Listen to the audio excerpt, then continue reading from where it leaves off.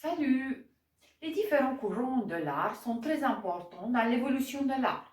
À travers les époques, les artistes n'ont pas cessé de créer en s'inspirant des mouvements artistiques passés, des mouvements sociétals ou se réinventer en permanence. Et voilà des courants, quelques courants, qui ont commencé à la Renaissance jusqu'au 19e siècle. Il ne faut pas oublier que plusieurs courants évoluent en parallèle. Et je vais commencer par le maniérisme, qui est un courant artistique apparu durant la haute Renaissance, vers 1520, où la perfection artistique étant considérée comme atteinte, les artistes cherchent alors à se démarquer.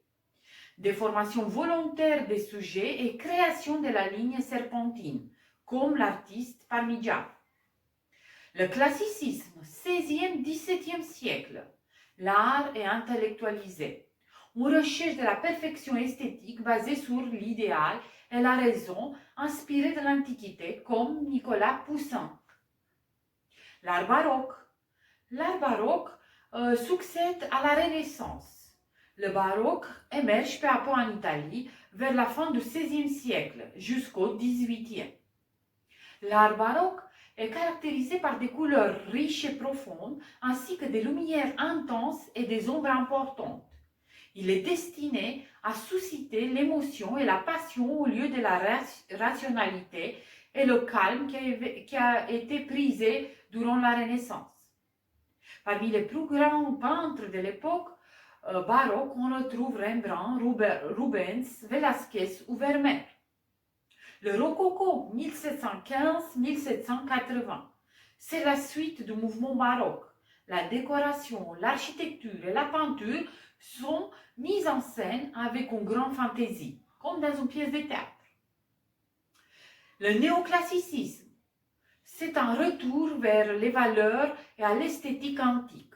Ça se déroule vers 1750.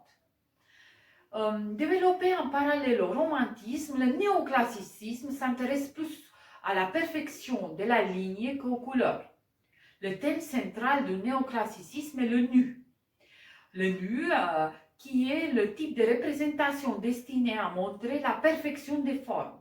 Le néoclassicisme s'oppose également au rococo et au mouvement baroque. Il prône plutôt un retour vers la simplicité et aux valeurs antiques.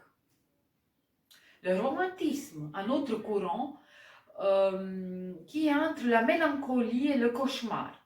Il se déroule au XVIIIe siècle jusqu'à l'année 1850, à peu près bien sûr. Le romantisme cherche à exprimer par tous les moyens de l'art des états d'âme à mi-chemin entre la mélancolie et le cauchemar. La plupart des peintres romantiques s'inspirent des poèmes. Nous voilà à la fin de cet épisode où j'ai regroupé quelques courants de l'histoire de l'art pour passer à l'art du XVIIIe siècle. Donc, au prochain épisode. Ciao.